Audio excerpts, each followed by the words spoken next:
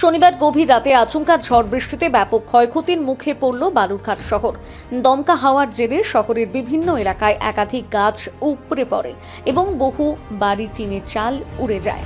বিদ্যুতের তারের ওপর গাছ ভেঙে পড়ায় গোটা শহর জুড়ে বিদ্যুৎ পরিষেবা বিপর্যস্ত হয়ে পড়ে। একই পরিস্থিতি তৈরি হয় গ্রামাঞ্চলে।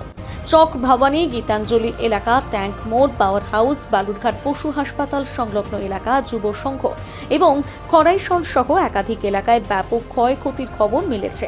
ঝড়ের সঙ্গে শিলাবৃষ্টি হওয়ার বোরো ধান চাষে বড়সড় ক্ষতির আশঙ্কা তৈরি হয়েছে, কারণ এই সময় ধান ও গমের ফসল মাঠে রয়েছে।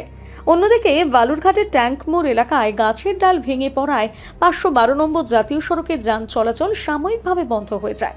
খবর পেয়ে ঘটনাস্থলে পৌঁছন জেলা শাসক বালা সুব্রমণিয়াম টি সহ অন্যান্য প্রশাসনিক আধিকারিকরা।